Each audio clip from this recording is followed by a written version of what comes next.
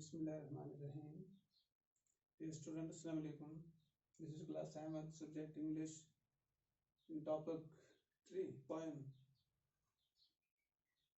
Student, first of all, we should understand what is the difference between poem and prose. So both these writing differ each and other. Poem written in stanza while prose story written in paragraph. यानी हमें दो चीजें देखनी है कोई भी writing हो.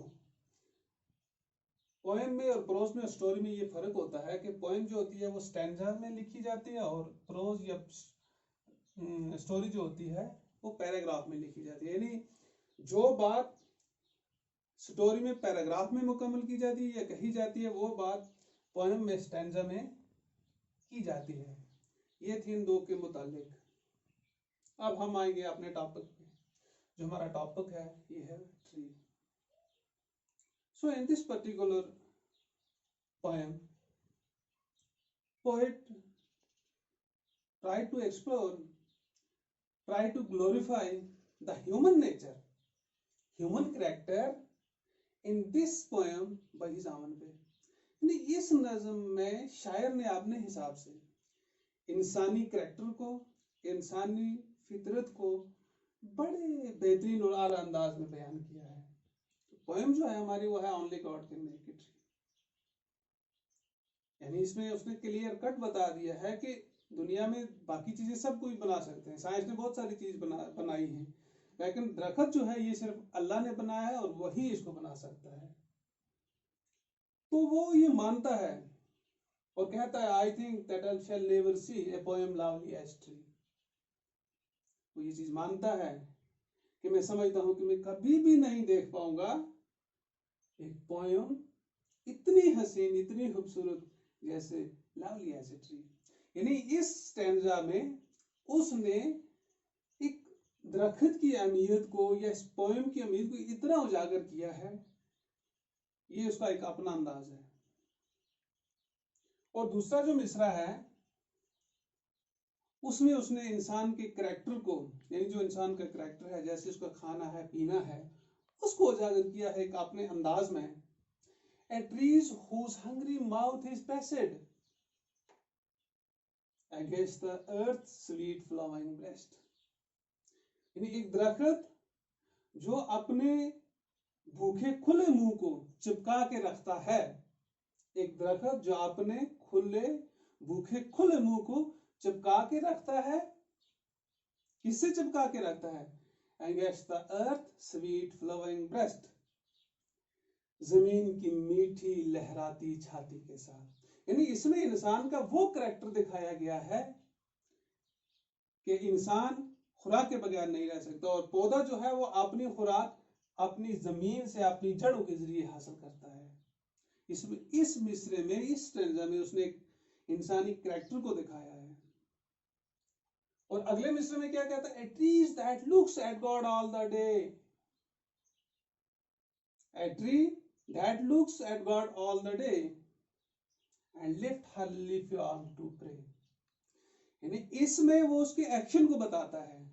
जैसे इंसान कोई भी काम करता है उसका जो एक्शन होता है वो पहले दिखाया उसने कि एक दरख्त जो है वो दिन भर अपने अल्लाह को देखता रहता है, देख रहा होता है और खाली देखता भी नहीं है.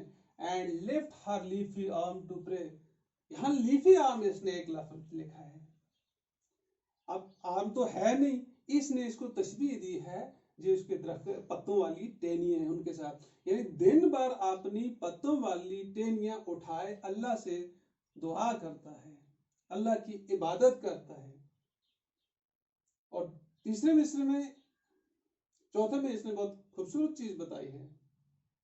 इसमें इंसानी करैक्टर को फिर उजागर किया है. यानी इंसान की एक और करैक्टर है, वो सर्विस करता है, यानी दूसरों की मदद करता है.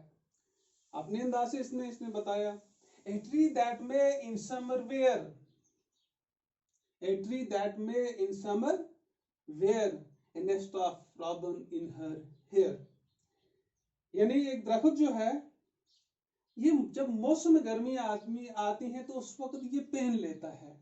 अब पेन क्या लेता है, यानी इसका कहने का मतलब ये है कि जब गर्मियां आती हैं, गर्मियों के मौसम में nest of robin in her hair, अब हेयर तो इसके है नहीं, इसकी छोटी छोटी शाखें हैं, यानी जब गर्मियों का मौसम आता है, ये अपने अंदर अपनी आप में जगह देता है खूबसूरत छोटे परिंदों को कि वो अपना घोंसला बनाए, अपना आशियाना बनाए, ताकि वो यहाँ रहें, अपना वक्त गुजारें। ये सरस की बात करता है। और चौथी चीज जो है बेटा वो ये है कि इस मिसरे में शायद ये बताना चाहता है कि जिस तरह एक इंसान के अंदर एक डेडिकेशन होती है, यानी कुछ चीज करने का उसके अंदर मादा होता है, उसको उजागर किया है एक अपने अंदाज में। Upon whose bosom snow has lain, upon whose bosom snow has lain, who intimately lives with rain। इसका कहने का मतलब ये है कि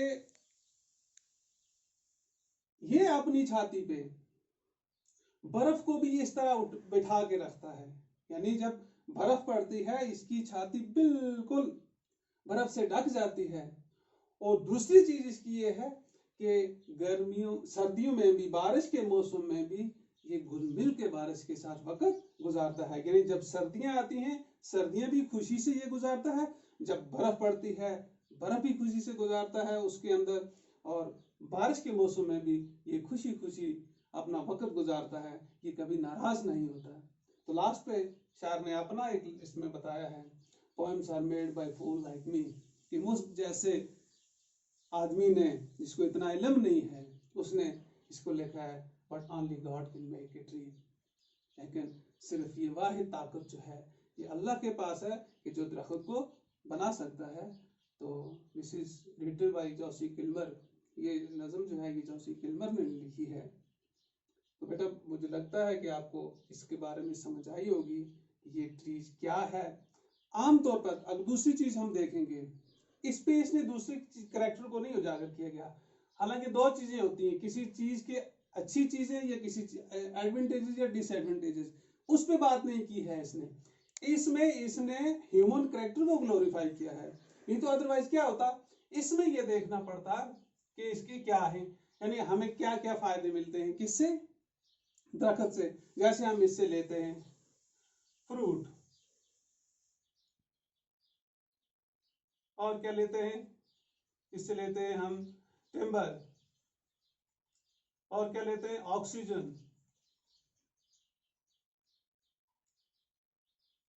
और भी बहुत सारी चीजें। यानी इन चीजों पे इसने तवज्जो नहीं दी है, यानी इसके एडवांटेजेस पे नहीं किया है, उसने इसके अंदर ह्यूमन कैरेक्टर को ग्लोरीफाई किया है। ठीक है बेटा, ये हो गया आज का। इसके बाद हम इसकी एक्सरसाइज भी करेंगे। और एक बात याद रखना कि इसको बार बार पढ़ना, क्योंकि इसका जो पढ़ने का तरीका है वो अलग है। ये रिसाइटिंग पोएम रिसाइट की जाती है, ये रीडिंग एक अलग है, रिसाइटिंग एक अलग है। रिसाइटिंग जो होती है ये आपके इनर जो आपका पावर है, स्पीकिंग पावर, उसको डेवलप करती है। तो मैं गुजारिश करता हूँ आपसे कि आप इसको रिसाइट करें 2 बार 3 बार, ताकि आप आसानी से इसको पढ़ सकें। Thank you very much.